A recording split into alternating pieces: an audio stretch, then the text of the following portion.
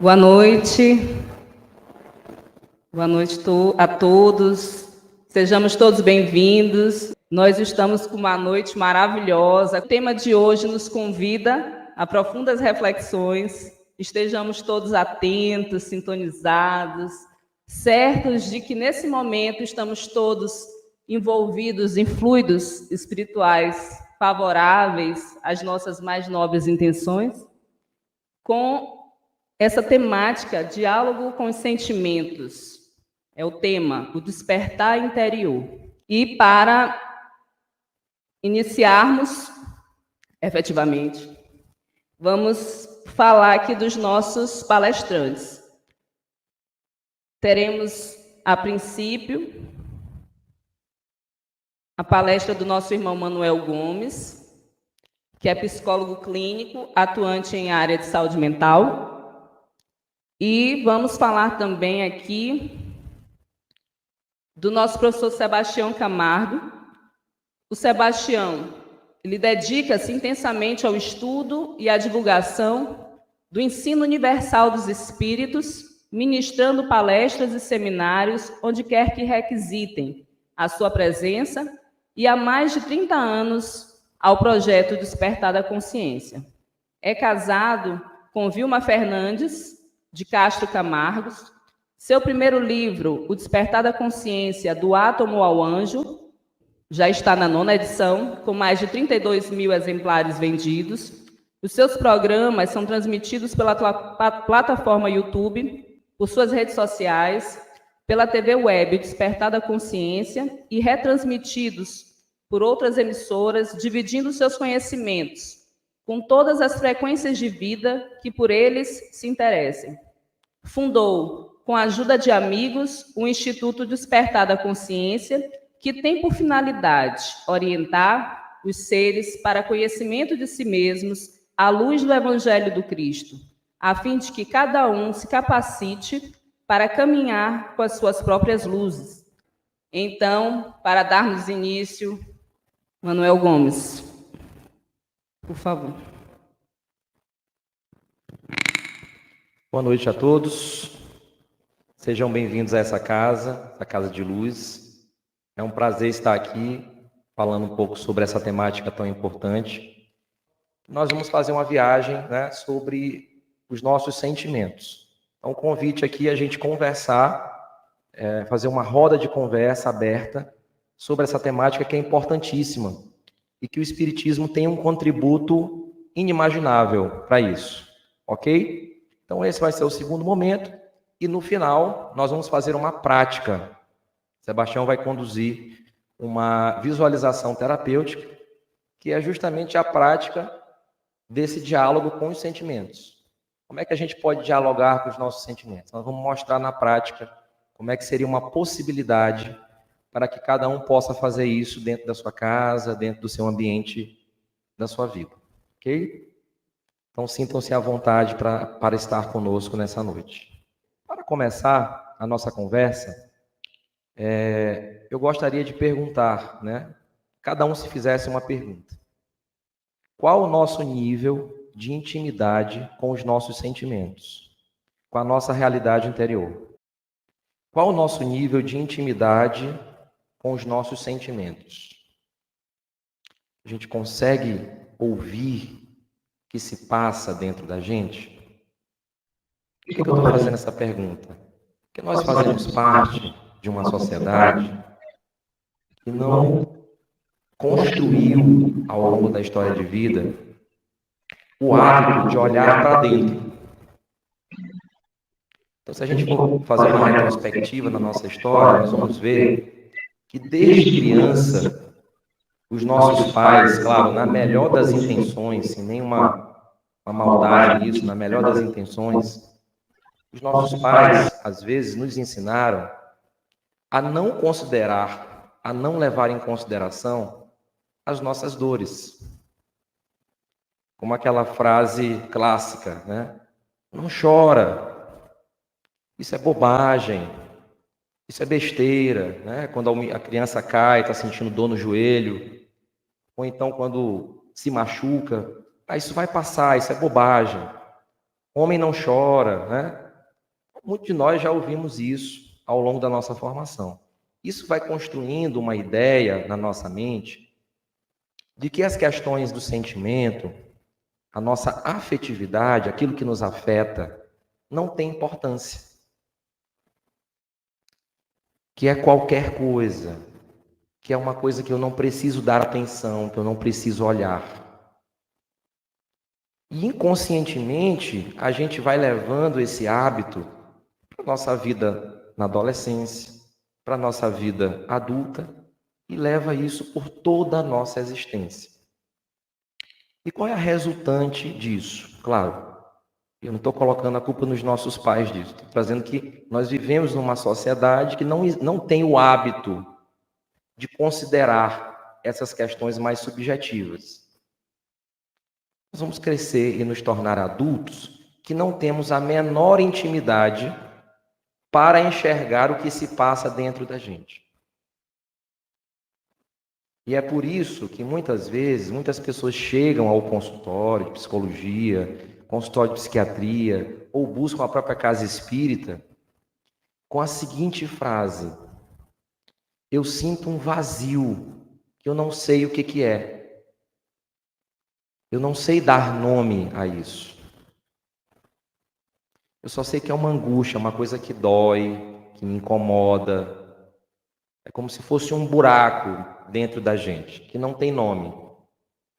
E fica difícil perceber e enxergar o que está acontecendo, porque nós não desenvolvemos ao longo da nossa existência, nessa encarnação, esse hábito de tatear. O que é tatear? O que é tatear alguma coisa? É tocar, é sentir. Então, nós não desenvolvemos o hábito de tatear as nossas emoções. E por isso que quando um sentimento emerge dentro da gente, é muito estranho a experiência, é muito difícil, é uma coisa inédita. Porque é como se a gente estivesse sentindo aquilo pela primeira vez. E o convite desse espaço e desse tema é justamente despertar e limpar a nossa lente de contato para essa realidade, para esse universo que acontece, que perpassa o tempo inteiro dentro da gente. E que se nós conseguirmos desenvolver uma pequena sensibilidade de enxergar e de entender o que acontece, boa parte dos nossos problemas emocionais serão resolvidos ou serão amenizados. É muito difícil falar de questões abstratas. Costumo dizer o seguinte: quando a gente quebra um osso, quando a gente se machuca, se fratura, é muito fácil mostrar para as pessoas isso. Tiro um raio-x lá da minha perna, chego lá no meu emprego e digo: olha, eu quebrei a perna, eu não posso vir trabalhar. Eu estou fraturado. Isso quando a gente quebra um osso físico. Agora me diz uma coisa: como é que a gente mostra a tristeza? Como é que a gente prova para o outro a ansiedade, a angústia? Não existe uma fotografia ainda, não nesse plano, que nos possibilite fotografar o nosso nível de angústia e mostrar para alguém. E isso é um dos fatores que contribui para que, quando a gente fala de sentimento, a gente está entrando em um terreno que é desconfortável. Porque é abstrato, a gente não vê, a gente não toca o sentimento. E não existe nada mais solitário no mundo do que a experiência de alguém. Vocês concordam com o que eu estou dizendo? Não existe nada mais solitário no mundo do que a experiência de alguém. Eu posso ter uma boa oratória, eu posso ter uma boa comunicação e tentar comunicar como eu estou me sentindo de uma forma bem detalhada e até aproximada. Mas quem está me ouvindo, seja ele de repente, o maior especialista no assunto, mas ele jamais vai saber, na integralidade, o que eu estou sentindo, a dimensão do meu sentimento. Porque só quem vive a experiência sabe. Só quem perdeu um ente querido sabe o tamanho da dor que é perder alguém que ama, pela desencarnação. Só quem passou por um processo de dor, de adoecimento, sabe o que aquela dor trouxe. Então, ninguém vai ter esse termômetro de medir. Por isso que, às vezes, a gente se sente tão só quando a gente sofre. Quando a gente entra num processo de angústia, de depressão, de ansiedade, de rebaixamento de humor, é tão difícil, porque só a gente consegue mensurar a dimensão daquilo que nós estamos sentindo. Por mais que eu possa falar. E nós ainda corremos o risco de, ao falar, sermos mal interpretados por quem nos ouve. Ou que essa pessoa que nos ouve menospreze os nossos sentimentos. Isso é bobagem, isso vai passar. Não liga para isso, esquece isso. E o convite aqui é justamente o contrário. O convite é que nós possamos aceitar o que acontece dentro de nós, aceitar os nossos sentimentos, para que possa haver esse diálogo com essas emoções. Porque não tem como nós arrancarmos um sentimento que comparece. Eu já contei essa história aqui uma vez numa palestra anterior, mas tem pessoas novas aqui, eu vou contar mais uma vez. Eu gosto de fazer uma analogia, quando eu falo de sentimentos, eu gosto de fazer uma analogia muito simples, que é a analogia do carteiro. O carteiro, ele entrega correspondências, ele bate na nossa porta para entregar correspondências. Logo, essa correspondência, ela tem uma mensagem, ela tem alguma coisa lá. Ela pode ser uma carta de aprovação no concurso, ela pode ser uma cobrança do Serasa e do SPC. Mas ela tem uma finalidade, aquela carta, que chega na minha porta. O que o carteiro faz quando ele chega na nossa casa? Ele toca a campainha, ou ele bate. Só que pode correr o risco desse carteiro bater na minha porta, eu ouvi-lo bater e não querer abrir. Dizer, não, deixa ele lá. Eu não quero abrir a porta, não preciso receber essa correspondência agora. O carteiro da vida real, ele voltaria no segundo dia de novo para novamente tentar te entregar aquela encomenda. Só que pode acontecer de nessa segunda vez você também não aceitar abrir a porta. Na vida real ele desistiria e devolveria a sua encomenda. Mas eu pergunto a vocês, e o carteiro interno que nós temos? Será que ele desiste? Ou será que na terceira vez ele bate mais forte e na quarta vez, se a gente não abrir, ele arromba a porta? É exatamente isso que os nossos sentimentos fazem quando nós não construímos um ambiente seguro para dialogar com eles. Os nossos sentimentos são bússolas. São bússolas que nos guiam o tempo inteiro. O tempo inteiro a gente está sentindo alguma coisa. Pode parar para pensar. Pensa bem, quantos sentimentos e emoções nós já tivemos hoje? Desde a hora que a gente acordou até agora. Infinitos. Quantos eu tenho consciência que me atravessaram? Talvez a gente não saiba responder. Qual foi o sentimento mais marcante que veio hoje, que eu senti hoje, no meu dia a dia? Qual carteiro bateu mais forte na minha porta hoje? Toda emoção que comparece à consciência, ela traz uma mensagem. Não existe sentimento aleatório, gente. Não existe aleatoriedade no nosso mundo subjetivo. Não existe. Tudo que nos atravessa tem um sentido e traz uma mensagem. Nossa, eu estou sentindo uma angústia que já me acompanha há meses. Todos os dias, final de tarde, umas 4, 5 horas, me dá aquela melancolia, aquela tristeza, aquele vazio, aquele sentimento de vazio que eu não sei explicar.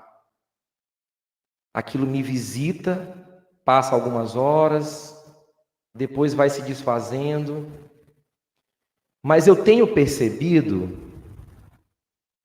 que de umas semanas para cá, isso tem vindo mais forte. Em vez de ficar só nas 4, 5, 6 horas da tarde, já está entrando para a noite, eu já estou ficando com insônia, eu já não consigo mais dormir, eu já não consigo mais ler um livro, me concentrar. Ou seja, essa música, ela está tocando já há bastante tempo, só que como ela não está sendo ouvida, é como se a providência divina, né, a estrutura que governa a nossa vida, fosse aumentando o volume dessa música. Até uma tonalidade em que, peraí, ou eu ouço, ou eu paro para ouvir o que essa música está me dizendo, ou eu paro para abrir essa carta, ou eu não consigo mais viver. Eu não consigo mais fazer nada. E é nesse estágio que a grande maioria das pessoas chegam aqui na casa espírita ou nos consultórios dos terapeutas no mundo lá fora. É quando a música já está tocando de uma altura em que eu não consigo mais me concentrar em absolutamente nada. Por isso que os espíritos, né, e a gente tem dentro do espiritismo a Joana de Ângeles, que escreve por Divaldo Pereira Franco, que traz uma série psicológica com várias obras em que ela vai trazer um estudo aprofundado da psicologia transpessoal, falando dessa necessidade que todos nós temos de dialogar com os nossos sentimentos. Por que nós estamos falando em dialogar? Porque o que a maioria de nós costuma fazer quando isso acontece? A gente quer arrancar, gente. A gente quer expulsar o sentimento de dentro. Doutor, arranca isso de mim, resolve isso de mim. Ou então na casa espírita, eu quero que alguém resolva o meu problema. Só que qual é o problema disso? Porque, na verdade, a nossa vida, hoje, com as tecnologias, com o desenvolvimento, a gente pode terceirizar muita coisa. A gente pode terceirizar quase tudo na vida hoje, se nós tivermos condições para tal.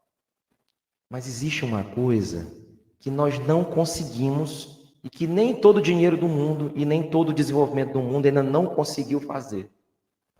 Nós não conseguimos terceirizar esse encontro conosco. Porque ninguém pode fazer isso pela gente. Ninguém pode se olhar no espelho por mim. Só quem pode me olhar no espelho sou eu mesmo.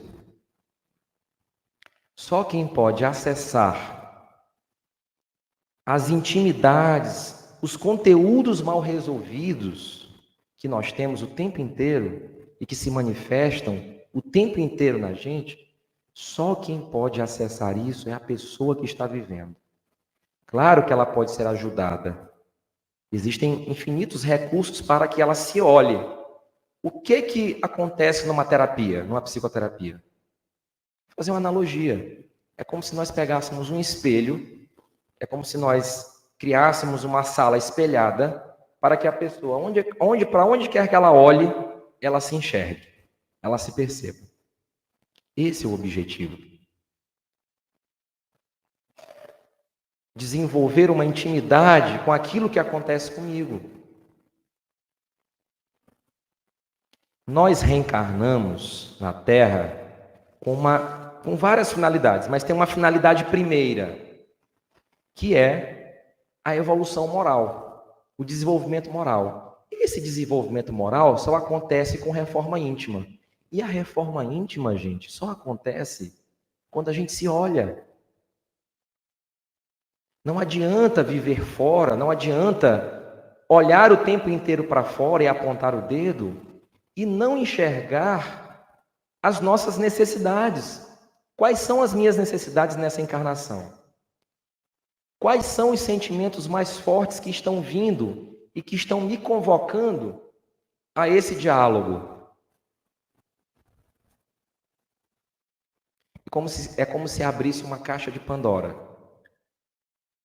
Só que essa caixa, ela se abre de uma forma parcelada.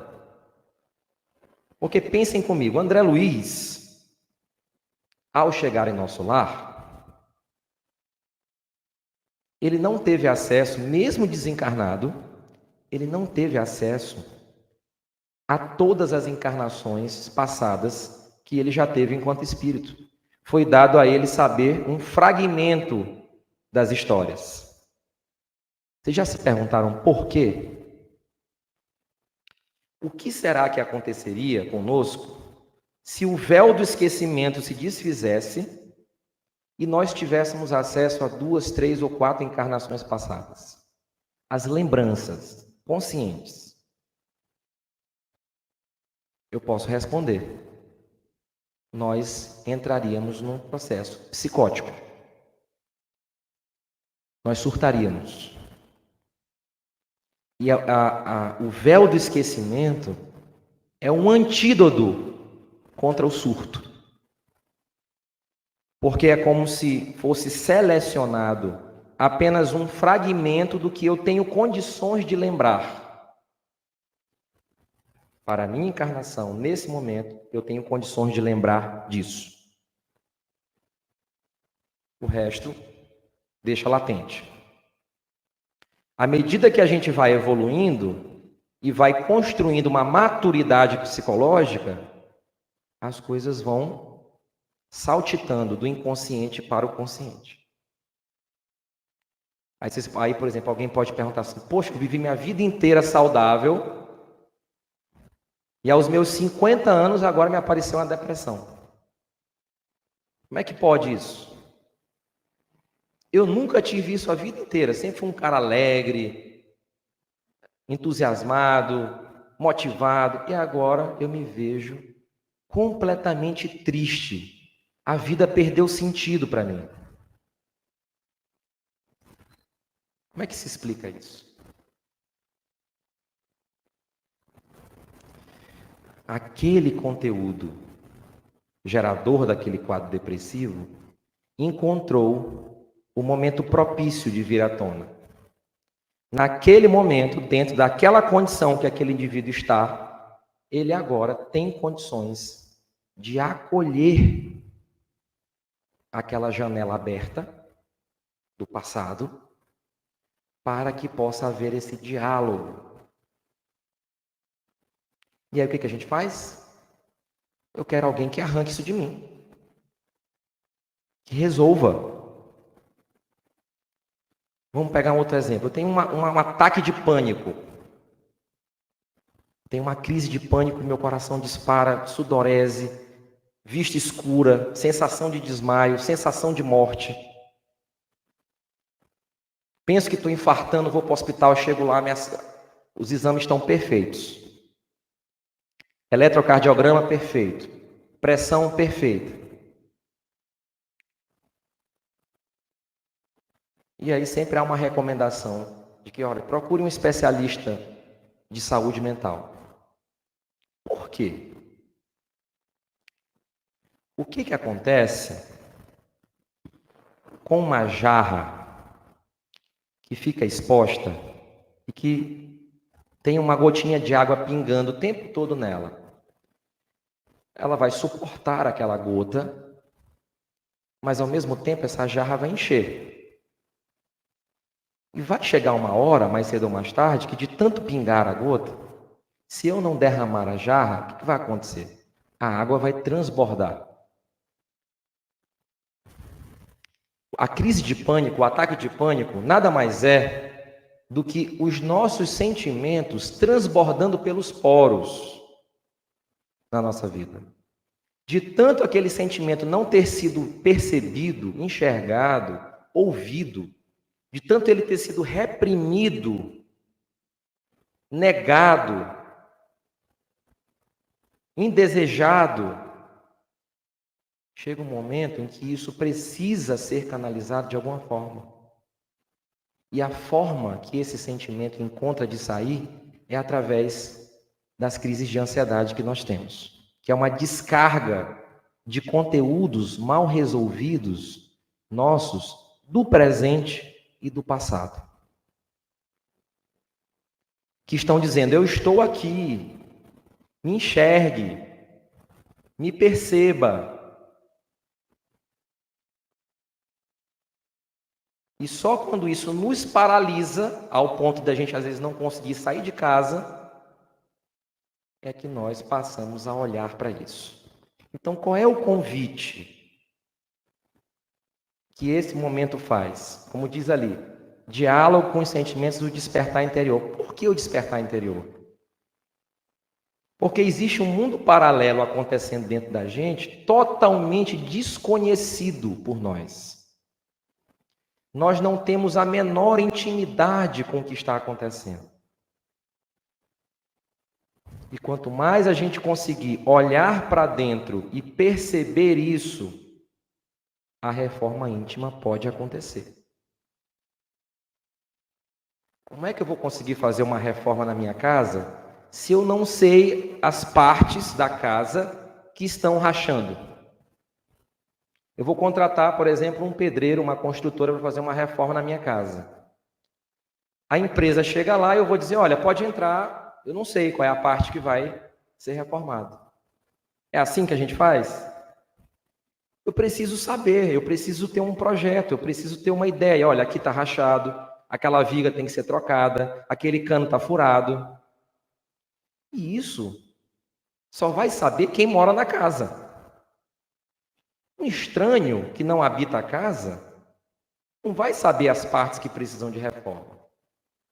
Como é que nós vamos fazer reforma íntima se nós não estamos olhando tudo que está acontecendo com a gente o tempo inteiro? Os nossos sentimentos, as nossas emoções. E que quando esse sentimento vem, em vez de ouvi-lo e tentar entender o que ele está querendo me dizer, vamos lá. Eu sinto uma dor de cabeça o tempo inteiro, uma enxaqueca que não passa. Que mensagem essa enxaqueca está querendo te dizer? Que mensagem o teu corpo está te dando com essa enxaqueca?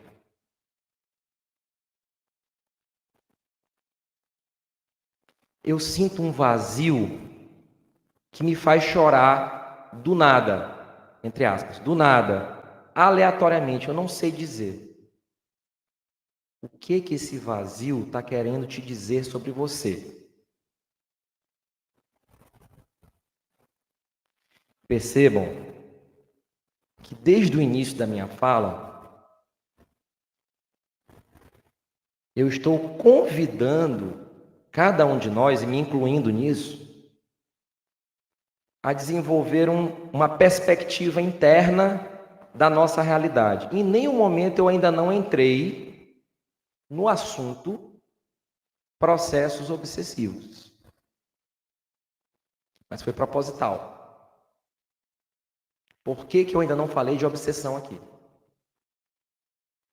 Porque nós precisamos, eu deixei para o final, porque nós precisamos desconstruir, na verdade, essa ideia que nós temos dentro do meio espírita, de que tudo de ruim que nos acontece é culpa de obsessão. Isso é uma coisa que a gente precisa desconstruir urgentemente. Sabem por quê? Porque quando eu digo que é obsessão, eu boto a culpa fora de mim. Eu estou assim porque tem um espírito que está fazendo isso comigo. E veja, eu não estou dizendo que não existe processo obsessivo. Existe e muito. E é grave. Mas o que eu quero dizer é que a obsessão, ela nunca vai ser causa. A obsessão, ela é efeito.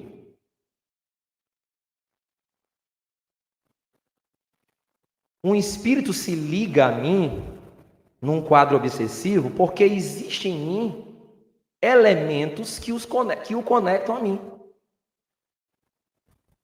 Nenhum espírito vai poder me induzir. Vou dar um exemplo, tá, gente? Mas nós não estamos fazendo julgamentos aqui. Nenhum espírito vai poder me induzir a beber, a fazer consumo de álcool, se eu não tiver em mim as predisposições para isso.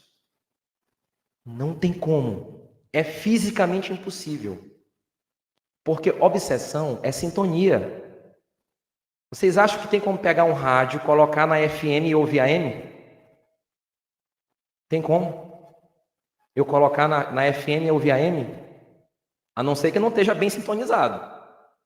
Se eu sintonizar, eu só vou ouvir uma frequência. Ou seja, é físico, não tem como. Se não existe em mim elementos de predisposição, não vai existir obsessão, gente. Então eu não posso dizer que eu estou assim por culpa de um obsessor. Obsessão não é causa, obsessão é efeito. Eu estou num quadro de fascinação ou de subjugação porque existem situações mal resolvidas dentro de mim que abrem guarida para que isso aconteça. Existe um passado que é presente. Ah, mas isso aconteceu há 20 anos atrás. O tempo de fora é diferente do tempo de dentro. O relógio de fora é diferente do relógio de dentro. Pode ter sido há 100 anos. Se está mal resolvido, foi ontem que aconteceu. Se está mal resolvido, está pulsando, está vivo dentro de mim. Esqueçam aquela história de dizer, o tempo resolve. O tempo não resolve nada se nós não olharmos para aquilo. Se eu não olhar o que isso está querendo me dizer e o que isso fala a meu respeito, vai passar 10, 20, 30, 40, 50 anos. E vai parecer que foi ontem. Porque esse é um trabalho intransferível. Ninguém pode fazer isso por nós. Essa é a única coisa que não pode ser terceirizada. Estamos chegando aqui no finalzinho da minha fala. Fiz uma pequena introdução para que agora nosso irmão Sebastião possa trazer um aprofundamento a respeito dessas temáticas. Por que nós fizemos essa parceria, gente? Porque o despertar da consciência tem uma conexão estreita e íntima com a psicologia. Quando a gente fala sobre dialogar com os sentimentos, dialogar com as imperfeições morais, dialogar com o nosso interior, que é o conteúdo do livro dele o tempo inteiro, a gente está falando de quê? A gente está falando de saúde mental. E é por isso que o livro é um tratado de saúde integral. Porque a gente está falando aqui de saúde mental o tempo todo. A gente está falando de espiritismo, mas a gente está falando de saúde mental. E antes de encerrar minha fala, eu queria deixar registrado que para mim é um prazer estar aqui, dividir nesse espaço com esse irmão querido, Sebastião, na qual eu já aprendi muito e aprendo muito ainda atualmente, com todo esse programa que ele desenvolve, que tanto tem a acrescentar nas nossas perspectivas. Porque, vejam, nós estamos vivendo uma pandemia de saúde mental, gente. Nós estamos vivendo uma pandemia de saúde mental. As pessoas estão doentes. Nós estamos doentes emocionalmente. Uns mais, outros menos. E isso é um convite para que a gente possa olhar. O que está acontecendo? O que está acontecendo? Qual é o conteúdo que está batendo mais forte na minha porta? É o que a gente precisa se perguntar. Meu irmão, agora é com você. Obrigado, pessoal.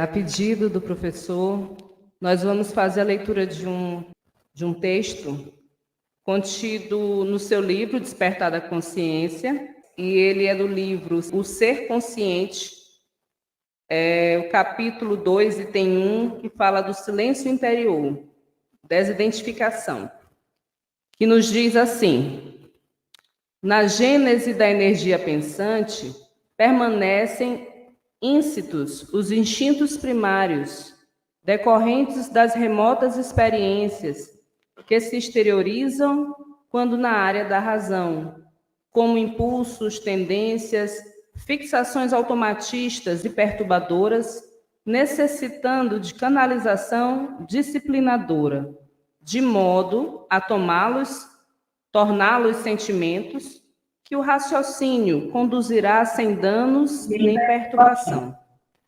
Os impulsos primitivos do corpo, não disciplinados, provocam estados ansiosos ou depressivos, sensação de inutilidade, receios ou inquietações que se expressaram clinicamente e que a longo prazo se transformam em neurose, psicoses, perturbações mentais. Toda vez que a pessoa tenta a conscientização íntima, o encontro com o eu profundo, a busca interior, as sensações predominantes nas paisagens físicas perturbam-lhe a decisão, impedindo a experiência. São sensações visuais, gustativas, olfativas, auditivas, táteis, com as quais convive em regime de escravidão e que assomam no silêncio, na concentração, ocupando o espaço mental, e aqui está em negrito, e por isso vou repetir, que assomam no silêncio, na concentração, ocupando o espaço mental, desviando a atenção da meta que busca. São ruídos externos que, em outras circunstâncias, não são percebidos, imagens visuais arquivadas, aparentemente esquecidas, olfação excitada, que provoca o apetite, coceiras e comichões que surgem simultâneos em várias partes do corpo, salivação e desejo de alimentar-se, tomando os centros de interesse e desviando-os da finalidade libertadora. Ainda em negrito, peço atenção para essa frase. A mente viciada e o corpo acomodado dificultam o despertar da consciência para a lucidez. Esse primeiro texto, que nos foi pedido pelo professor, é seguido desse outro trecho, que está presente na obra A Grande Síntese, no capítulo 1, Ciência e Razão, de Pietro Baldi, e que também nos fala, assim, a introduzir a fala do professor Sebastião Camargo. Jamais o cientista abriu sua alma para que o mistério encarasse o próprio mistério, e se comunicassem e se compreendessem. O cientista jamais pensou que é preciso amar o fenômeno, tornar-se o fenômeno observado, vivê-lo. É indispensável transportar o próprio eu com sua sensibilidade até o centro do fenômeno, não apenas como uma comunhão, mas como uma verdadeira transfusão de alma. Professor, por favor.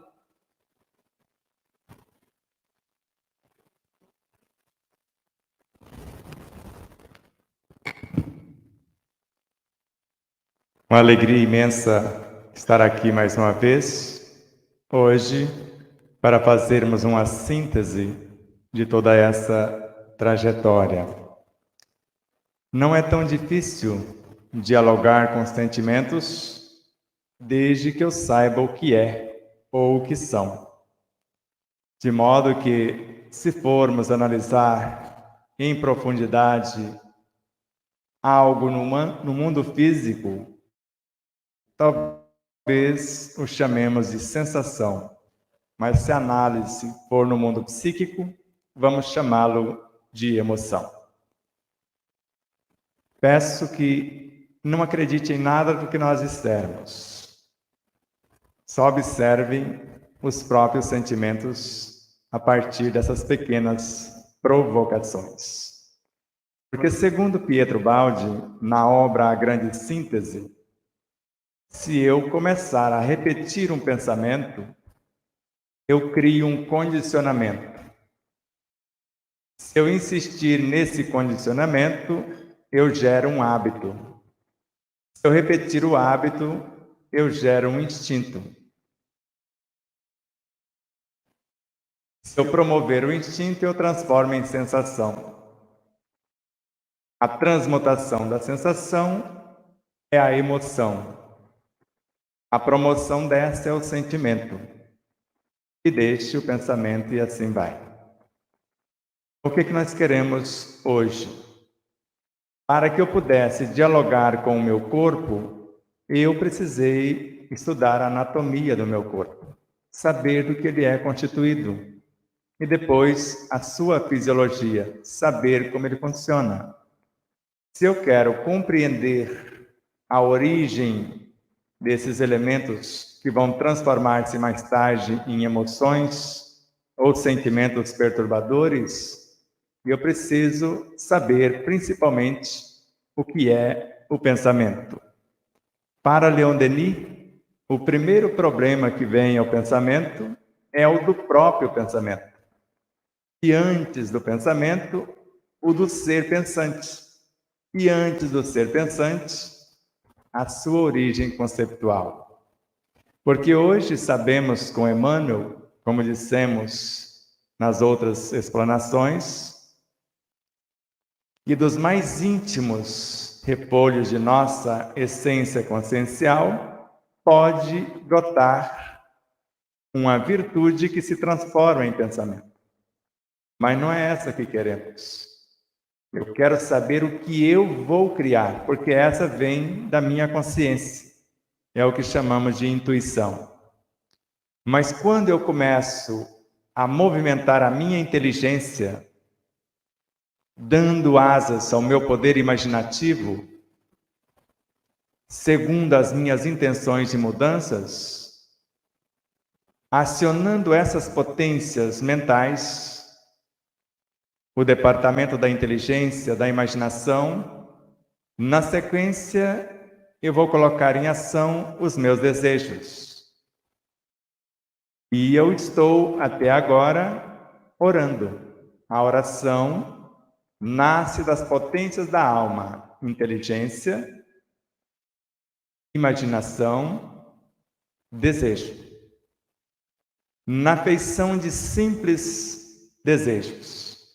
E o desejo é um ser, é uma entidade tomando a forma correspondente à minha criação. E ao mesmo tempo, segundo Emmanuel, ele é uma alavanca com a qual eu vou mover o sentimento que eu quero sublimar ou ressignificar. E esse sentimento vai viajar da área cardíaca para a área cerebral, na qual ele vai tornar-se ou transformar-se em pensamento, a minha força de atração. Mas sabemos que um pensamento pode incorporar outro pensamento, da mesma frequência, se houver a ressonância, porque nós pensamos na faixa X, e nesta faixa todos os seres que pensam como pensamos estão na mesma frequência. Mas todos os seres que não pensam como pensamos, segundo Joana de Ângeles, vão tentar baixar a nossa frequência, porque eles não sabem elevar-se até lá. De modo que, se vocês observarem, com a ministra veneranda em nosso lar, nós temos a liberdade de criar ideias de bem ou de mal. Só que uma vez criando-as, nós somos obrigados pela lei superior a manter e nutrir a nossa criação. E sabemos, ao mesmo tempo, que uma ideia é a junção de vários pensamentos. E os pensamentos, pelo menos superficialmente, falamos a sua origem aqui na personalidade atuante. A ideia é um ser vivo, com vontade e autonomia própria, assim como o pensamento, e com mais poder, uma emoção. Porque tanto o pensamento quanto a ideia, eles vão transportar também as emoções. Porque nós podemos sentir primeiro e pensar depois, ou pensar primeiro e sentir depois. Depende do nosso grau de lucidez. Muitos que não conhecem a sua própria estrutura íntima, o seu universo psicobiofísico, moral e espiritual, não percebem que as boas leituras enriquecem a mente, mas as más leituras perturbam a mente. As boas leituras acalmam as emoções. As más leituras alimentam ou perturbam as emoções. As boas leituras vai ao âmago da consciência e estimula a nossa rede de potenciais de progresso e sublimação. As más vai fazer com que permaneçamos no universo das paixões. Mas a música não é diferente também. Tem música que, segundo o cientista e professor Masaru Emoto, pode matar. Se mata os elementos constitutivos da água, a quase totalidade do nosso corpo é água. Tem música que adoecem a mente e assim reflete no corpo físico. E esquecemos muito facilmente que quem escolheu a semente para plantar antes da semente, segundo André Luiz, quando pensou na gleba de terra que pretende cultivar alguma coisa, mentalmente ele já está interferindo com a terra. Ele está alterando a estrutura da terra que vai lançar a sua semente. E sabemos que a semente na mão de quem sabe o que vai fazer com amor, ela pode acelerar o processo do seu nascimento, da sua florescência e frutescência. E esteve aqui outro dia um jovem de uns olhos que muitos querem quase arrancá-los e pôr no lugar dos seus, Dr. José Raul Teixeira. E ele narrou em uma de suas palestras, por ocasião dos 130 anos da obra A Gênese, que uma jovem protestante orava com auxílios dos desencarnados, dos espíritos, e as sementes eram plantadas, e sobre a sua vibração nasciam, cresciam, floresciam, frutificavam, às vezes em 20 minutos. Já pensou? Se soubéssemos fazer isso? E ela orava com o auxílio dos desencarnados, mesmo sendo uma jovem protestante. Mas há pessoas que só de tocar na semente, mata a semente e ela jamais nascerá. Há pessoas que olham para o vegetal já nascido, seca o vegetal. Se consegue fazer isso com vegetal, como fazem com animal, porque na fazenda onde moramos, uma pessoinha matou todas as galinhas de minha mãe, era bem mais de 100 cabeças. E todos os porquinhos cevados de meu pai, que era mais de 20, só nesse olhar e etc. Então, quando essas emoções estão perturbadas com o que comemos, porque nós não sabemos quem plantou, e às vezes não temos o hábito da oração que pode transmutar o mais terrível veneno no mais perfeito remédio ou alimento. E às vezes esquecemos de vários cuidados de estar presente na hora da refeição. Às vezes o corpo está à mesa e a cabeça está em outro lugar. Às vezes o corpo está aqui na casa espírita e nós chamamos de espíritas girafa, e a cabeça está em algum lugar, não chegou o interesse. Então, se observarmos, tudo tem voz, porque Pietro Baldi conversou com os elementos que deu origem à matéria mental. Esses que Joana de Ângeles narra, está lá na origem do ser pensante, como elemento conceitual que nós chamamos de mônada primitiva. Porque Leon Denis, na obra O Grande Enigma, mostra que quando pensamos, nós os atraímos e gravamos neles a nossa inteligência. E conforme nós agimos sobre eles com essa inteligência, no ápice de nossa vontade, eles se transformam em atração, ou seja, se transformam em pensamentos, ou pelo menos dão forma aos nossos pensamentos. E no ápice desta ação de atração, eles se fazem amor. Nós podemos transformá-los em amor também. Então, de modo que, se eu pelo menos analisei a obra de Ernesto Bozano, Pensamento e Vontade, ele entrava como cientista numa estrutura ou numa forma pensamento ou numa emoção ou sentimento plasmado e desmontava a estrutura num relance. Ele tinha autoridade porque tinha o conhecimento e tinha valores para fazer isso. Porque quando Pietro Baldi narra, não basta analisar o fenômeno, a emoção. Não basta transportar-se para dentro dele, vivê-lo. É necessário uma transfusão da minha alma para dentro desta pequena alma em construção. Porque a emoção é um ser, e conforme vocês viram com Joana de Ângeles, no futuro vai transformar-se em sentimentos e mais tarde em virtudes.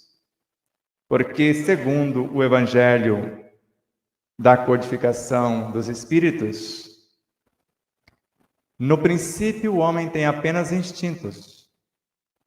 Mais avançado, esse homem possui sensações. Mais instruído, emoções, segundo Joana de Ângeles. Mais purificado, o homem, sentimentos. No ápice da sublimação do sentimento, o amor que reúne e condensa todas as sublimes revelações ou sublimes virtudes. E se a fé é mãe de todas essas virtudes, ela cria a realidade, porque a fé é conhecimento de causa. E eu posso acionar o meu mundo intelectivo e com ele o poder imaginativo, consultar a minha memória e com isso eu faço uma reflexão. Eu estou usando a minha inteligência, o meu poder imaginativo, eu estou consultando as minhas memórias e chego a uma conclusão X. Mas ao mesmo tempo, se eu acrescentar outros ingredientes, vindo do âmago do ser, do eu interior, o sentimento sublimado, que é uma fração de uma virtude, ele sabe criar a realidade que antes eu apenas pensei e imaginei. Ele sabe alimentar o que foi criado. Ele sabe edificar e sabe iluminar. É semelhante a Jesus que disse-nos, só desce quem subiu.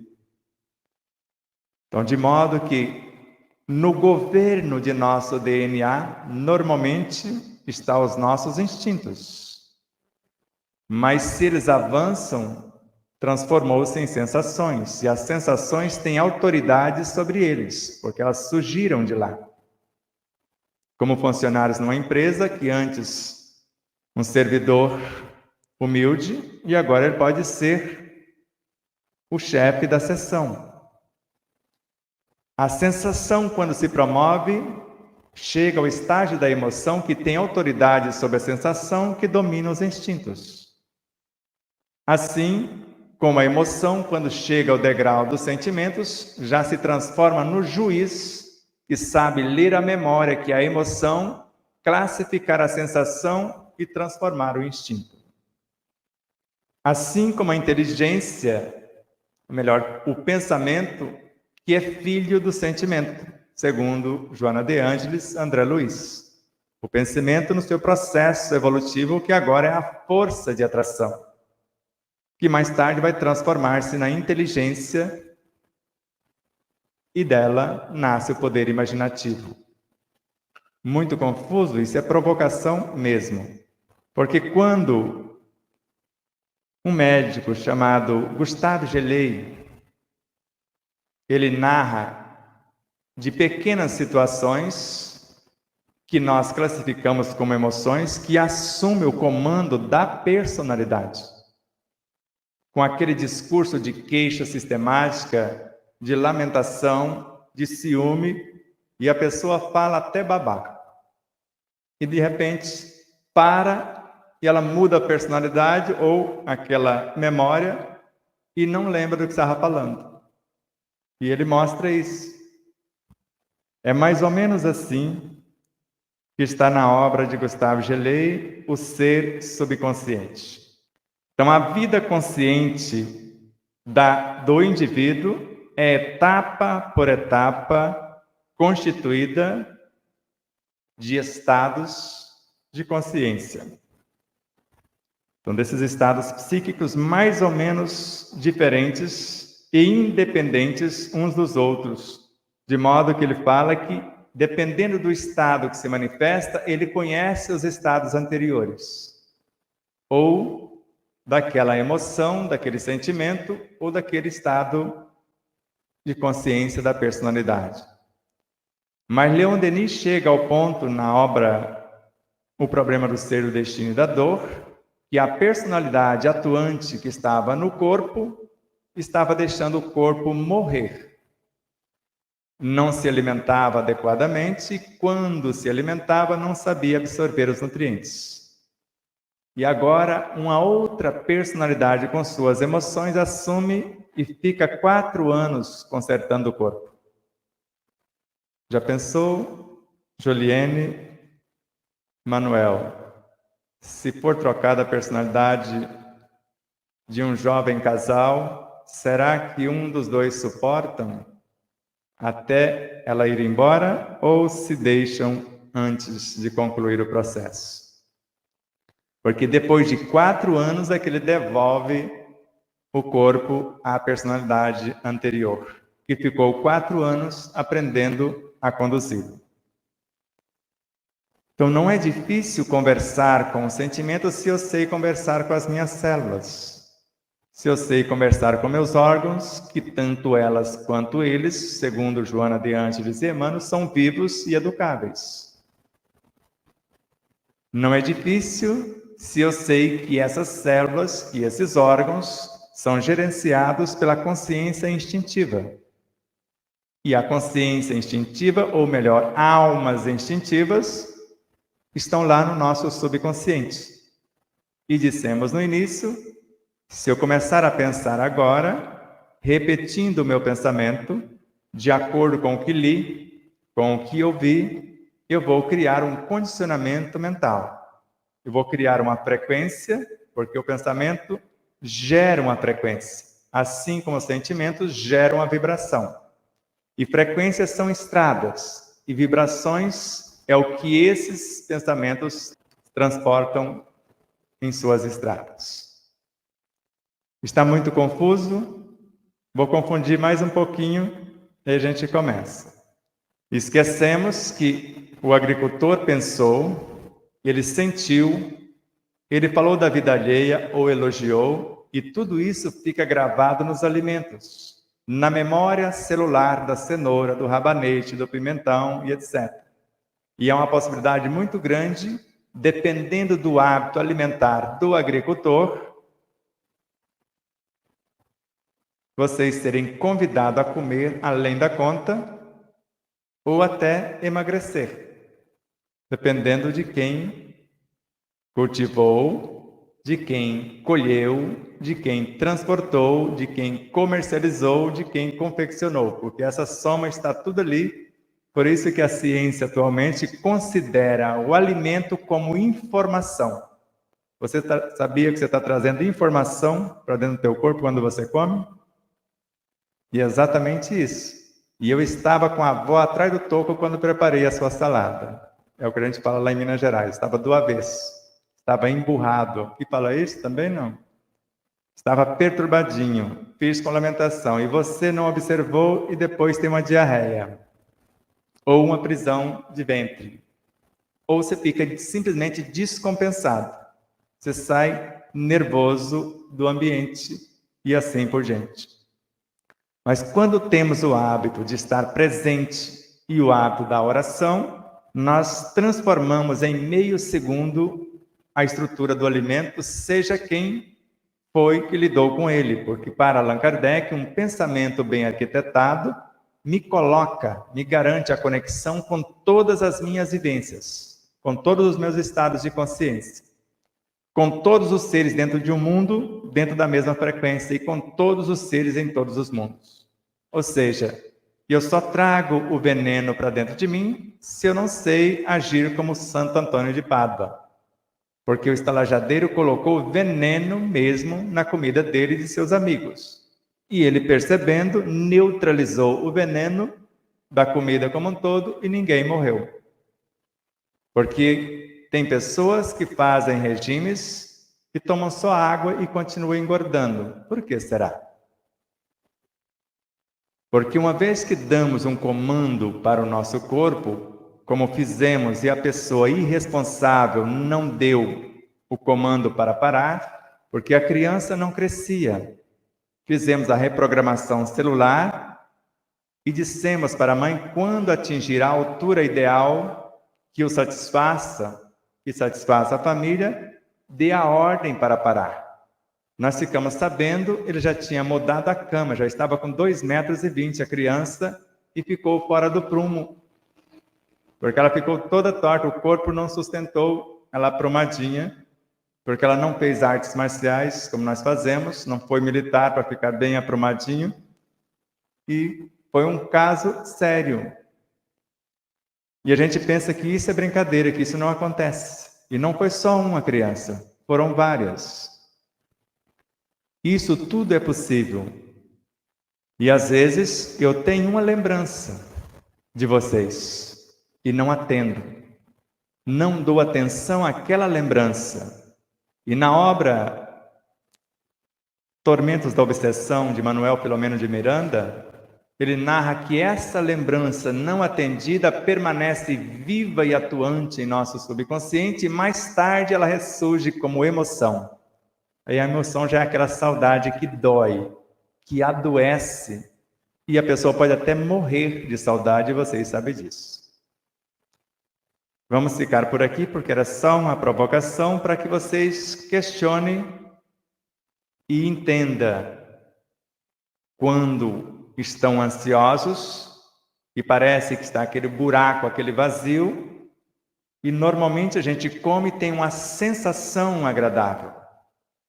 Atendeu o corpo, mas não atendeu a ansiedade que está no emocional, que não se nutre de feijão nem de arroz. Pode se nutrir de músicas, de leituras, de outros pensamentos, de orações, ou de elementos perturbadores, dependendo do seu estágio. Ficou mais ou menos claro a ideia? Então, agora, de acordo com a necessidade de cada um, no meu caso, ansioso, e eu não sei ainda por que eu ficava tão ansioso, porque eu estava tomando 25 doses de psicotrópicos por dia, e continuava quase do mesmo jeito. Mas meu corpinho inchado ou não chegou aos quase 100 quilos. Eu não comia muito, como eu já falei para vocês. Era só um franguinho de mais ou menos 1 quilo, mais 1 litro de um refrigerante moreninho, e derrete o ossinho da gente, fora os acessórios. Tomava 36 litrinhas dele por semana, e depois eu descobri que se você pôr um ossinho de coelho, por exemplo, à noite, no outro dia amanhece só um pus.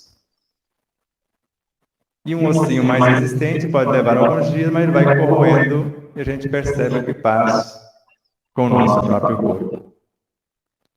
Então, estou pedindo que vocês pensem a respeito, porque em tudo está gravado os pensamentos, os sentimentos, as emoções, os valores das pessoas que interagem com aquilo que nós estamos trazendo para dentro do nosso universo. Por isso que o celular vicia, dependendo da vibração da mensagem, porque nós criamos uma emoção dentro de nós e aquilo que estamos vendo na telinha está alimentando a emoção criada, ou aquela estrutura instintiva, ou aquela paixão, e etc. Ou o diálogo, que nós chamamos de fofoca, nutre também aquilo que criamos dentro de nós. E quanto mais eu faço fofoca, mais eu tenho que fazer, porque mais eu vou alimentando essas estruturas e mais elas desejam fazer isso, ou tem que fazer para trazer o alimento. Ou quando eu ofendo você. Você aceita a minha ofensa e eu me alimento do resultado do seu revite. Eu criei uma estrutura para isso. Ou quando eu uso da mentira, da maldade, da maledicência, a mesma coisa. São emoções que se nutrem da força resultante. Porque quando a pessoa não aceita a ofensa, começa a derrubar o nosso castelo. E é a dor mais terrível que existe quando eu direciono a ofensa, o outro não revida e devolve a compaixão, o perdão, a misericórdia. Vamos parar para que vocês possam perguntar, para que tenhamos um aproveitamento e depois o diálogo real, como Joana de Anjos nos ensina, o diálogo terno e amoroso com as nossas imperfeições morais, convidando-as a mudar o curso. O diálogo, do mesmo modo, com os órgãos com perturbação enfermiça, com as células, com as moléculas, com as forças mantenedoras do mundo físico e do mundo perispiritual. Paz profunda, até já.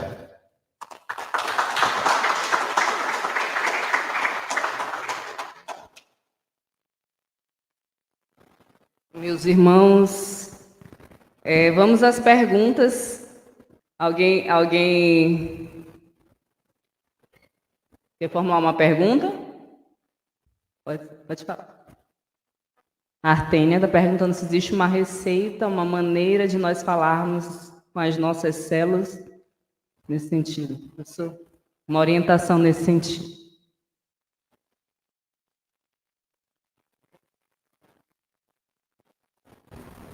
Existe até mais de uma. Obrigado pela pergunta. Porque esse foi o primeiro diálogo que fizemos. Mas primeiro eu tenho que saber o que é uma célula. Onde está a sua consciência, que é o que nós chamamos de DNA. E onde está a mente da célula, que nós chamamos de centríolo. E precisamos também entender que quando eu penso, eu dou forma ao que penso com a matéria mental que está em torno. Matéria mental essa que teve a sua origem no fluido universal. É uma transmutação dele. E eu transformo essa matéria mental em bioenergia. A bioenergia tem 3 frequências. Uma que gera vida, se a célula está enferma. Uma que nutre a vida, se ela está normal e precisa de nutrição. E outra que organiza e mantém a vida. A que organiza e mantém a vida, sobre a ação do meu pensamento e do meu sentimento, segundo André Luiz, se transforma em hormônio, ou lei, que vai melhor gerir e vai mudar o DNA, a consciência ou o cronograma organizacional da célula. É a segunda visualização de nosso próximo livro. O primeiro é uma tela mental, fotografia e telegrafia do pensamento. Eu faço um projeto mental. No segundo, eu já mergulho no universo celular, na sua reprogramação. Por exemplo, eu quero fazer o chamado jejum intermitente, que é uma reprogramação celular. A maioria vai no modismo, apenas deixa de comer 6 horas, crucificando o corpo, ou 12 horas, ele já começa no processo de autofagia, as organelas mais fortes comendo as mais frágeis.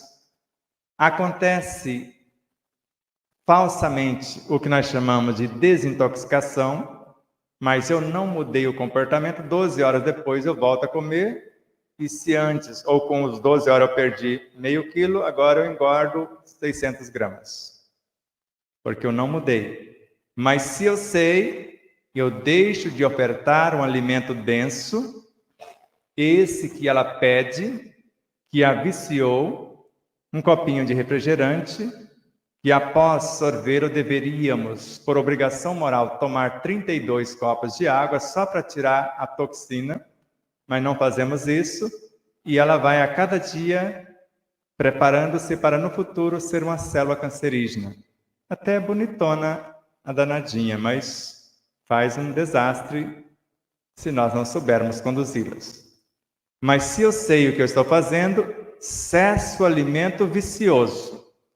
Mas eu começo a aumentar a canalização do alimento pela respiração, que já nutre o corpo em 70% mais ou menos, sem que eu saiba disso.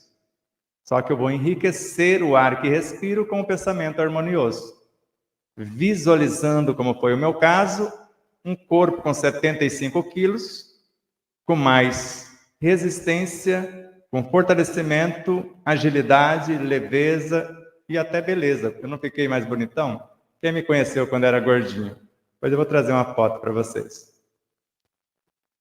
Se eu sei, além de enriquecer o ar que respiro, eu vou criar esta bioenergia, vou viajar com ela dentro dos meus chakras até chegar nos meus nadis, e esses microcentros de energia que comunicam com a consciência da célula, eu trago a reprogramação via DNA. E a alimentação via pensamento, glândula pineal, ou seja, uma onda psíquica transformada em neuropsíquica, na glândula pineal, sistema nervoso central, neuroquímica, no sistema endocrínico, aí já entra no oceano sanguíneo. Mas eu posso simplesmente trazer também a bioenergia por aqui. Lá eu trouxe a ordem de reprogramação, mas eu posso trazer a ordem e a matéria-prima também.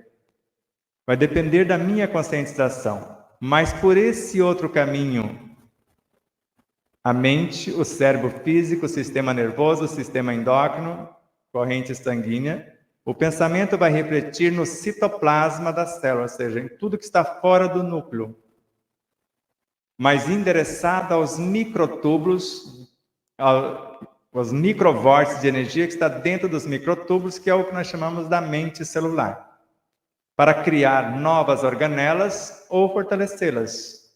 Porque eu posso criar um gene, criar o aminoácido para criar a proteína, para fortalecer a célula. Ou eu posso criar também uma célula nova ou as organelas que estão enfraquecidas.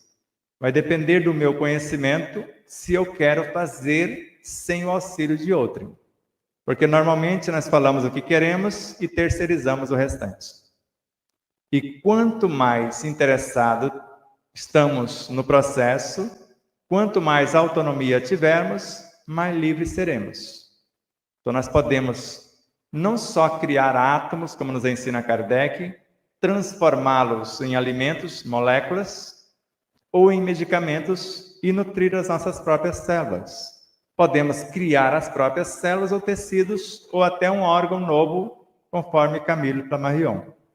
Então vai depender do conhecimento que eu tenho, da consciência, o DNA, e do todo o universo celular, e o que pretendo.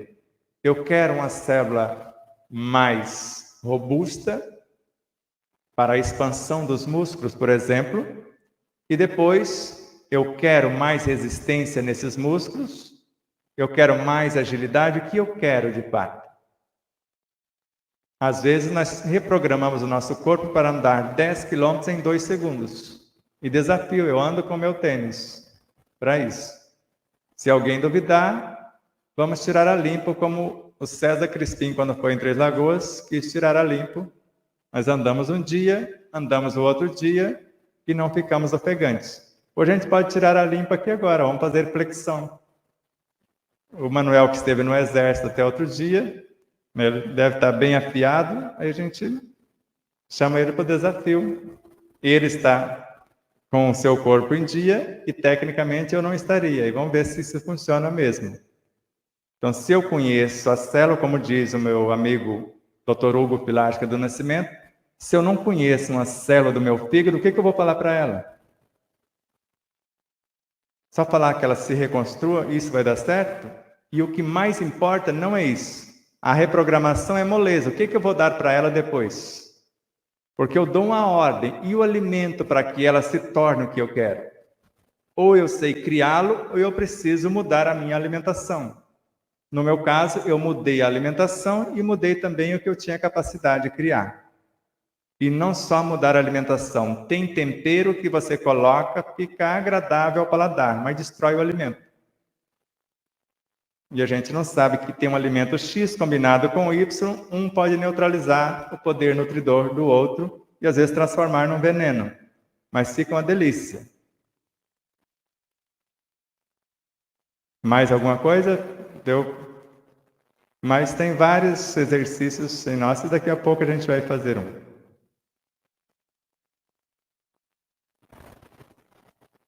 Eu vou fazer uma pergunta a respeito dos sentimentos, e eu vou tentar contextualizar para a gente entender.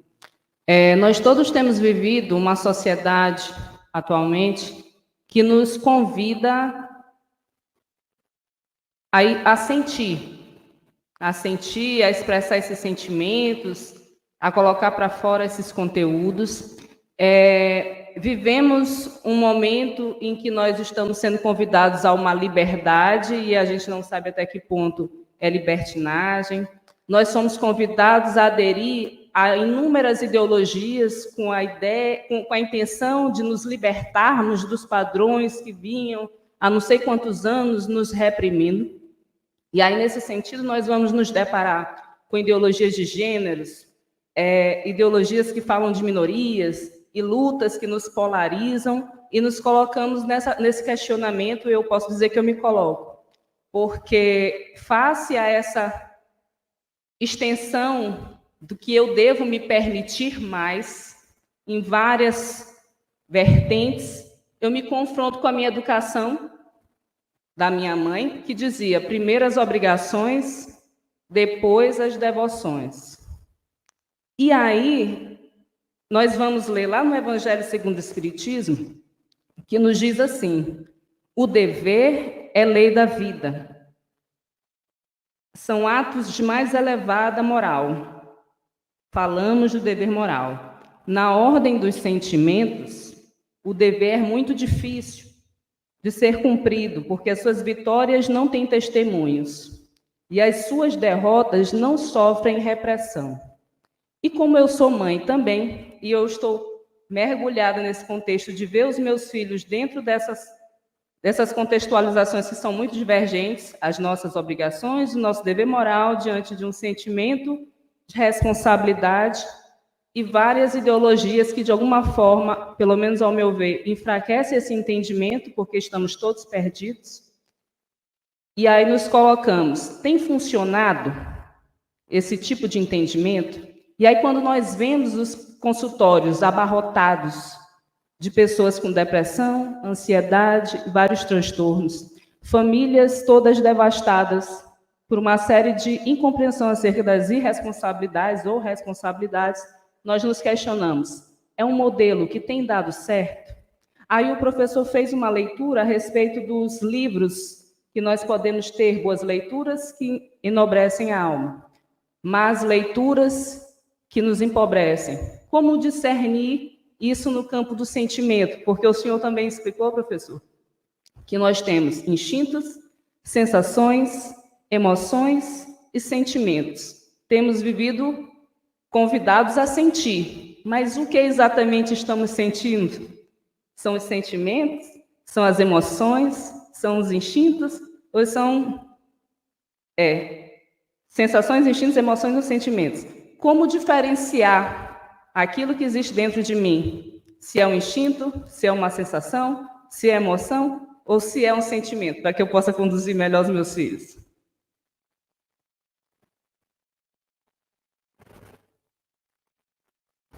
Amei a provocação. Vamos lá. Muitos amigos falam que estão perdendo a memória e esquece que a memória é a emoção. Outros falam que estão alterando o seu comportamento sem que perceba e esquece que quem é responsável pelo comportamento é o que chamamos de instinto, o automatismo.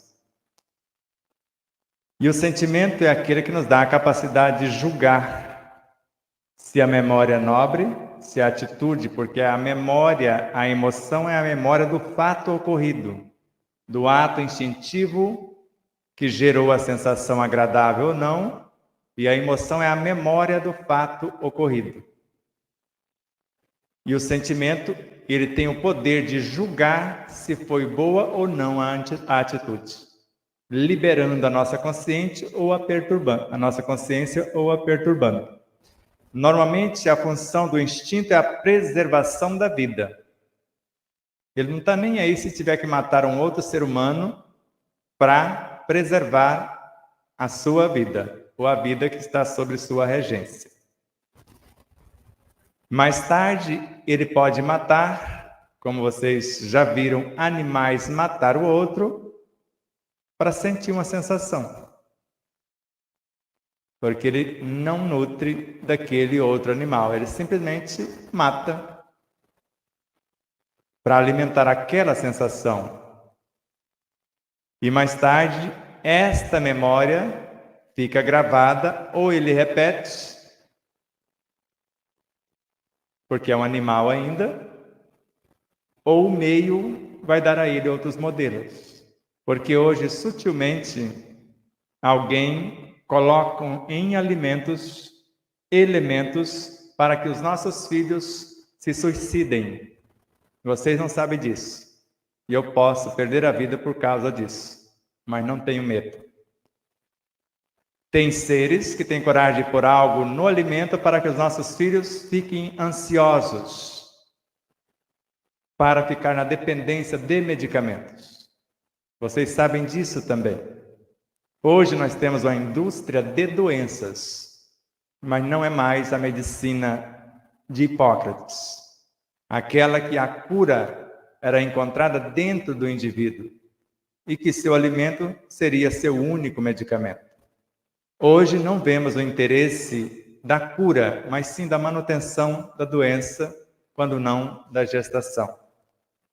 De modo que se o instinto é o gerente da harmonia, da perfeita harmonia na regência do corpo, no comportamento adequado para mantê-lo vivo.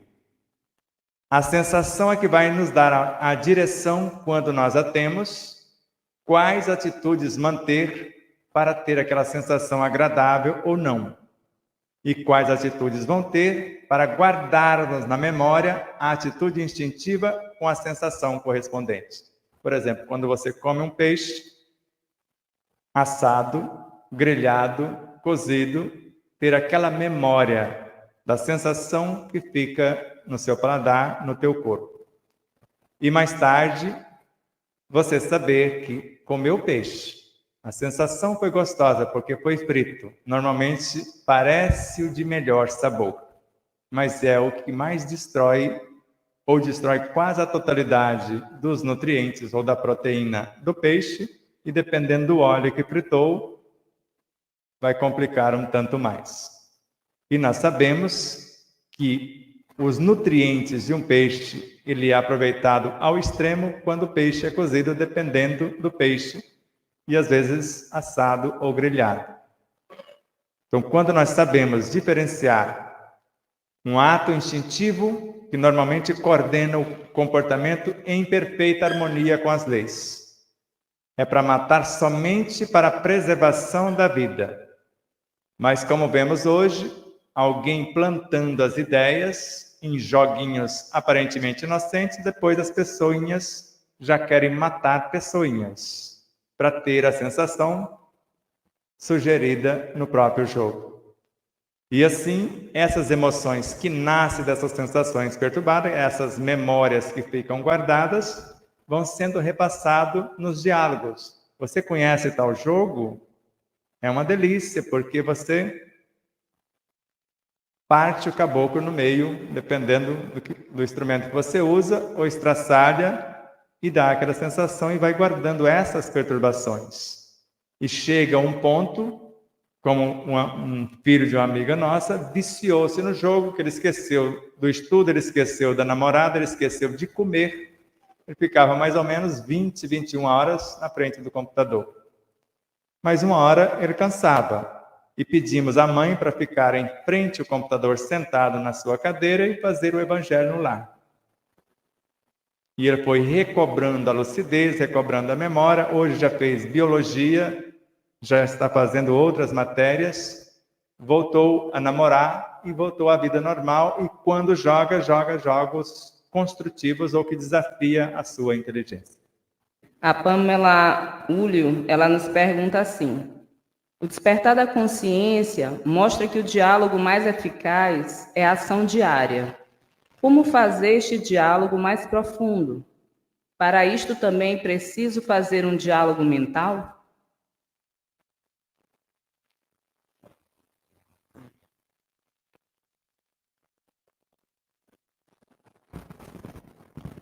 Vamos lá. Então, esse diálogo, né, que está sendo perguntado pela Pamela, para que possa haver esse diálogo interno com os nossos sentimentos, primeiramente a gente precisa ouvi-los. O que esses sentimentos estão dizendo? Hoje se fala muito da cura pela fala, né? A cura pela fala, quando a gente fala das nossas emoções, quando a gente coloca para fora as nossas dores. De alguma forma, Freud já trazia isso dentro da psicanálise, de que a pessoa, o sujeito, quando fala das suas dores, ele coloca para fora os sentimentos, ele expressa as suas dores. Mas hoje existe um outro olhar sobre isso. Hoje já não se fala mais só sobre a cura pela fala, mas se fala, acima de tudo, da cura pela escuta. Porque quando eu falo, eu me escuto. Porque falar, todos nós falamos o tempo todo. Mas não necessariamente a nossa fala vai ter algum impacto subjetivo nas nossas questões emocionais. Mas quando eu falo e me escuto, existe uma diferença. Porque eu estou me curando pela escuta interna do que está acontecendo comigo.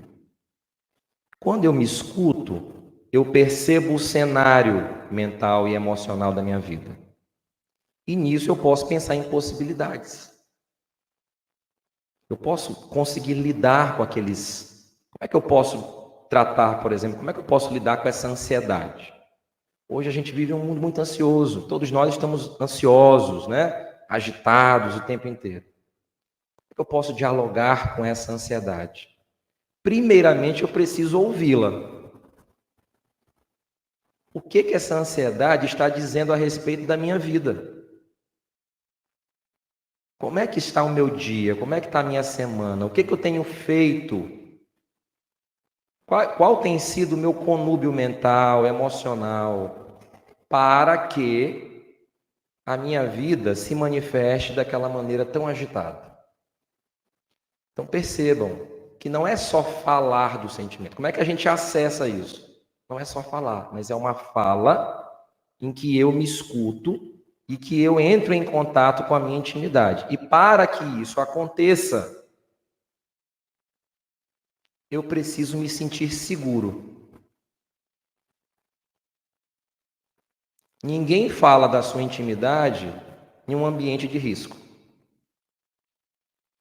Eu preciso ter um ambiente acolhedor, um ambiente em que eu possa me desarmar das minhas resistências e dos meus medos, porque às vezes nós vamos querer falar coisas que até nós mesmos temos vergonha. É difícil dizer até para a gente mesmo aquilo. Imagine para uma outra pessoa. Então é preciso ter um ambiente seguro para que eu consiga me desarmar das minhas defesas e consiga acessar aquilo que há de mais íntimo dentro de mim e possa escutar isso. Então veja, é um percurso. É uma fala que gera uma escuta que vai gerar uma percepção mais ampliada da minha intimidade para que eu possa pensar numa possibilidade de lidar com aquilo. Dá um exemplo prático. Eu sinto uma raiva. Uma raiva se manifesta em mim. Todos nós sentimos raiva. É um sentimento humano. Mas quando essa raiva vem, o que ela está dizendo? Porque a raiva por si só, ela é neutra. Mas qual é o recheio dessa raiva? O que está por trás dela? A vida é como se fosse uma peça. A nossa vida interior é como se fosse uma peça de teatro. Você tem o palco e você tem os bastidores. O que nós fazemos? O que é mais fácil para a gente? Viver a vida no palco, que é aquela vida externa. Só que quando a gente abre a cortina de um palco, de um teatro, tem muita coisa ali por trás, nos bastidores, que quem está assistindo a peça não sabe. Como é que estão os bastidores da nossa peça? Essa é a pergunta que nós precisamos nos fazer. O que está acontecendo nos bastidores da nossa vida que está gerando um sintoma tão intenso que paralisa a minha vida? E aí o Espiritismo lança a luz, porque a ciência cotidiana, ela vai dizer que a causa vai estar na vida presente. Na sua história de vida, desde que você nasceu, alguma coisa aconteceu que gerou isso. E está a nível inconsciente. Você não sabe. Você não tem consciência de. Correto. Nem tudo está na vida passada. Existem coisas que nós criamos na vida presente. Mas o Espiritismo vem lançar luz a uma coisa muito mais ampla, chamada reencarnação. Quantas situações do passado florescem agora, no hoje? Que realmente eu vou fazer uma revisão da minha vida presente e não vou encontrar uma explicação. Porque não está na vida presente. Mas vejam, nós temos que ter muito cuidado com os radicalismos nisso. Porque aí entra dentro daquele mesmo aspecto que eu falei da obsessão.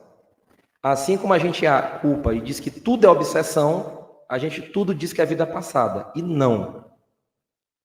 Porque em uma existência se constrói muita coisa, gente. Traumas, dores, angústias, se constroem na vida presente. Nem tudo está no passado.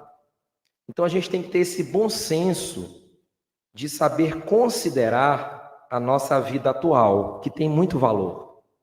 Nem tudo é do passado, nem tudo é de outras encarnações. Sem desconsiderar que as outras encarnações nos compõem o tempo inteiro.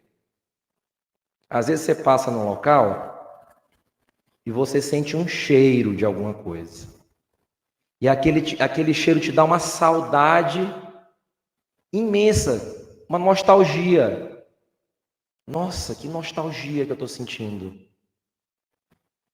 Que não tem explicação. Porque aquele cheiro, aquela experiência sensorial, ela acionou uma reminiscência sua do passado. Porque está tudo registrado no espírito. Nada é perdido. É um HD que não queima. Está na nuvem. É um cloud da vida. Não perde, nada se perde. Todas as experiências estão registradas. A gente só não lembra. Mas elas ficam vindo, é como se fosse uma panela de pressão com um monte de pipoca. Elas ficam saltitando ao longo do nosso dia o tempo inteiro. Só que existem pipocas que já estão há tanto tempo nessa panela que elas já estão pulando fora da panela para que sejam percebidas por nós. A gente precisa olhar o que elas estão querendo nos dizer. Então, refazendo o percurso. Eu falo, não é uma fala aleatória, é uma fala em que eu me escuto, é uma cura pela escuta, em que eu escuto o que está acontecendo em mim. Nessa escuta, eu tenho um cenário da minha vida interior, e quando eu olho o cenário da minha vida interior, eu penso em possibilidades. Eu não posso reformar a casa em que eu não habito. Essa é o ponto de partida. Acredito que tenha respondido a questão. Obrigado, gente.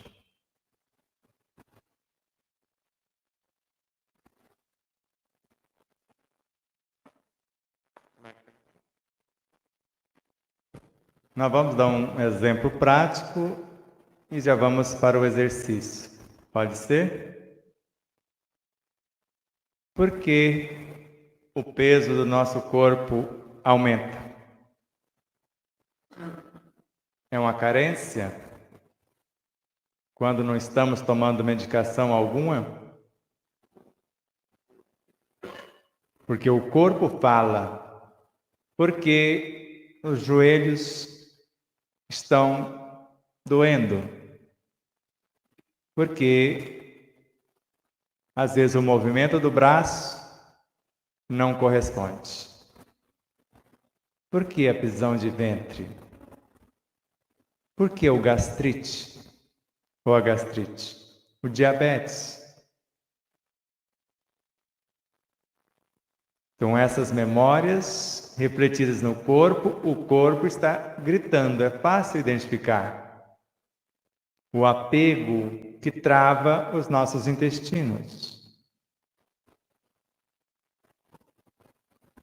E ao mesmo tempo, o desleixo gerando a diarreia, quando você quer se livrar de coisas ou até de si mesmo. Quando você não quer se dobrar, onde os joelhos começam a doer. Ou até a coluna vertebral, quando você não quer exercitar a humildade. Por isso, o exercício, segundo Joana de Ângeles, é convidar a emoção que está causando a perturbação física a mudar o curso. Normalmente, o que nós chamamos de indigestão, eu não consigo digerir o relacionamento com fulano. Por isso, pode gerar o gastrite. Se a coisa for tão grave, pode chegar à úlcera. E se for tão levinha, pode ser apenas o refluxo. Ou um pouquinho mais leve ainda, o que nós chamamos de queimação. E tudo isso são relacionamentos não resolvidos. Por exemplo, toda e qualquer espécie de alergia, segundo Joana de Ângeles, dificuldade de relacionamento com quem? Com algo, consigo ou com alguém. Toda espécie de alergia. Joana de Ângeles. Com algo pode ser um alimento ou outra coisa. Alguém reclama da poeira, isso ou aquilo. Consigo a não aceitação, ou não estar contente com o que eu vejo no espelho. Com alguém, a dificuldade que temos quando transferimos a responsabilidade do outro sem perceber que nós estamos olhando no espelho. Eu normalmente faço isso de acordo com o que o meu corpo está gritando. Eu busco a emoção perturbadora e vou dialogar com ela, convidando-a a mudar o curso. Por exemplo, a raiva normalmente atinge quase que diretamente o fígado. A mágoa gerando não só pedras na vesícula, mas podendo gerar também pedra nos rins. Se eu não sei perdoar-me e, por extensão, perdoar o outro, eu posso até extrair a pedra do rim. Ela volta outra vez.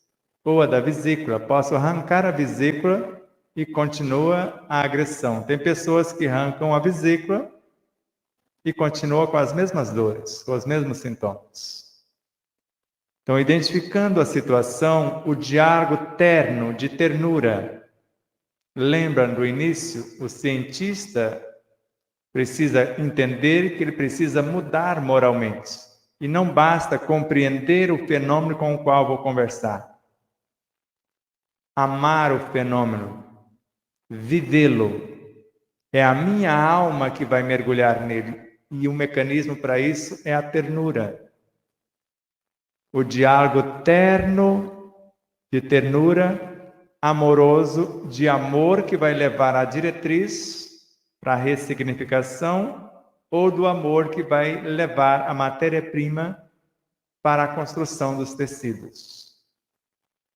Então, uma vez que eu entendi a necessidade do auto-perdão, da pacificação desta fúria,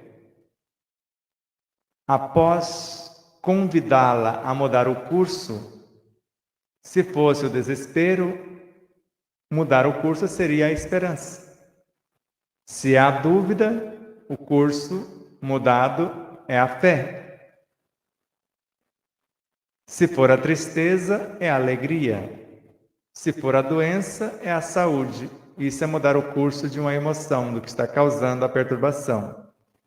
Uma vez que eu abracei terna e amorosamente a ansiedade que me leva a comer além da conta e convidando-a a transformar em segurança, em autoconfiança, uma vez feito isso, agora eu posso convidar o órgão a voltar à normalidade, segundo Joana de Ângeles. Já não tem mais a memória dirigindo a sua estrutura. Então, primeiro, o diálogo terno e amoroso com a situação perturbadora. O que me leva à fofoca, por exemplo? Qual o reflexo no corpo físico? Vocês já pensaram? Não? A palavra maldita pode matar. A fofoca gera câncer. Assim como a maledicência, a maldade e a mentira. E normalmente aqueles que não saram, enquanto não mudar a estrutura. Então, dependendo da situação, mudando o curso daquilo que nos incomoda, porque quer saber o que nos incomoda, basta o relacionamento. Tudo que pensamos que é o outro que precisa mudar é porque nós não reconhecemos em nós. Aquele que viu a situação perturbadora, ele é o que precisa mudar. Se ele viu e age com compaixão, é outra coisa. Ele já mudou e quer auxiliar o outro. E nesse diálogo terno e amoroso, no meu caso, eu quero ser a cada dia mais pacífico. Que não queira saber como eu fui ontem. Imagine alguém que tenta levar uma vaca para o curral e ela insiste em não entrar. E você descer do cavalo, morder na venta dela e puxá-la até dentro do curral. Me diga, quem é que assumiu o corpo? Será que é o mesmo que assumiu o corpo daquela mãe que ergueu um helicóptero, ou melhor, ergueu um caminhãozinho de 1 tonelada e 300 quilos com uma mão e tirou o filho de baixo com a outra? Tem coisas meio esquisitas. Mas é tão violento, às vezes, os leões que temos dentro de nós, depois que você faz a besteira, que você percebe. Então, uma vez redirecionando ou ressignificando a estrutura que está causando o câncer no fígado, que pode chegar, o ódio faz isso. Mudei a estrutura, agora eu convido o fígado, que é facilmente reconstruído. Se ele sobrar 10% saudável, ele consegue reconstruir o restante. Agora volte à normalidade, não tem mais a agressão. Então respirem com suavidade. Cada um imagina, se estiver ansioso, carente, comendo um pouco mais e ficando acima do peso, tente mudar o curso, gostando mais de si próprio, um exercício de autoconfiança, sabendo que a felicidade não vem do entorno, vem do interno. É um estado de consciência tranquila. Então não é o amor que os outros nos fornecem que nos faz feliz. É o amor que nós desenvolvemos por nós mesmos é que nos felicitam. E nesse diálogo terno e amoroso, no meu caso, mudando de um ser um tanto mais agressivo para um ser pacífico, que é o meu diálogo, um ser diante das turbulências fica turbulento também, serenando-se, mais pacífico, mais sereno, e diante da perturbação enfermiça, mais saudável e depois mais feliz. Assim que nós mudamos a estrutura para um ato de benevolência, indulgência, auto-perdão, o diálogo com o órgão é envolvê-lo na mesma vibração amorosa, com a mesma ternura. Nós vamos mergulhar na sua consciência e reprogramá-lo, levando as diretivas para um novo comportamento e a matéria-prima para a reconstrução dos tecidos. Envolver o órgão com perturbação enfermiça, se eu tenho a imagem dele, e mergulhar a minha essência na sua essência consciencial, da estrutura da consciência que rege o órgão até a consciência celular, pelo menos. Mas Joana de Ângeles nos convida a mergulhar no intrincado meandro do conjunto das células e mergulhar dentro delas, conversando com as moléculas, com os átomos. Só que ela pede para a gente conversar com a força mantenedora do físico e do corpo perispiritual, que chamamos elementais. Vocês chamam os elementais de uma palavrinha bastante bonitinha, prana. Os elementais vitalizadores. O prana, um fluido, são elementais. A matéria mental, composta de elementais. Um átomo é uma consciência elemental. Kardec chegou a essa conclusão. Um fóton é uma consciência elemental para André Luiz. Um elétron é uma consciência elemental para Ramatiz. Conhecendo esses elementos, sabendo confeccioná-los ou importando nos alimentos, o diálogo para essa reprogramação alimentar, ou eu sei criar, ou eu sei quem vou importar. O alimento que vai fortalecer os músculos, que vai dar a eles resistência, que vai dar a ele flexibilidade e aquilo que pretendo. Então, inspirem com suavidade e cada um, por sua vez, vejam-se tal como gostariam de ser na área dos pensamentos, sentimentos, palavras e atitudes. Cada um idealize o ser que gostariam que tornasse realidade. E, consequentemente, esse ser com pensamento mais enriquecido, os sentimentos mais harmoniosos, palavras mais disciplinadas e atitudes mais conscientes, com certeza o reflexo disso no corpo será a saúde, a paz, o equilíbrio. E ao inspirar, nós estamos trazendo o prana. Ao pensar, estamos canalizando antes dele o que nós chamamos de fluido cósmico e transmutando o fluido e gerando ele por nossa vez.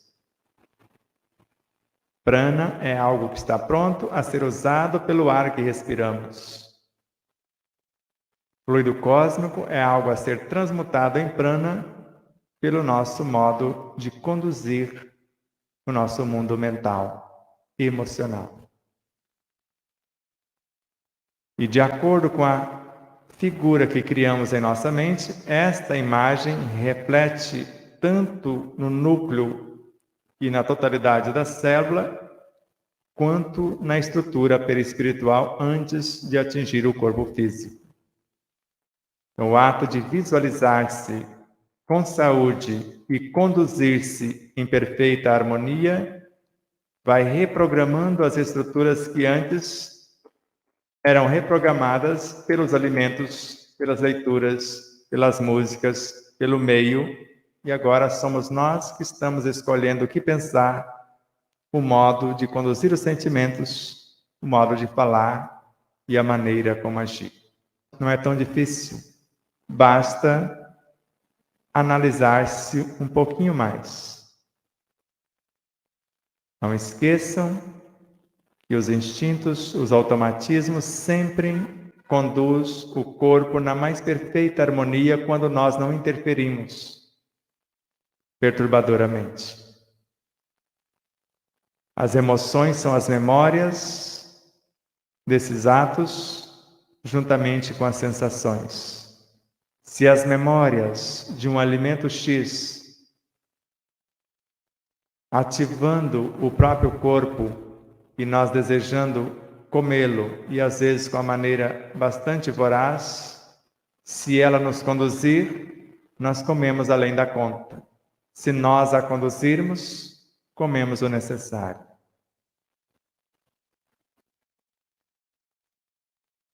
Ao pensar, por um lado, criando realidade, ao inspirar, por outro, trazendo realidades criadas, a junção dessas duas potências, a condutora e ordenadora e a matéria-prima, construímos as realidades psicobiofísicas e os estímulos morais e espirituais para uma vida mais saudável, mais pacífica, mais serena e mais feliz.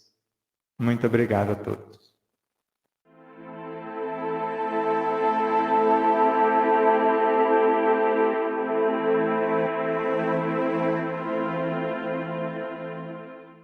Espero que vocês possam rever, compartilhar, se inscrever. Diga que gostou ou não gostou, faça seus comentários, porque é sempre uma honra imensa tê-los como os nossos auxiliares, não só a vossa audiência, por nos seguir em nossas redes sociais, por se inscrever aqui no canal do YouTube, por compartilhar, por fazer tudo o que possa para nos auxiliar nessa interminável jornada.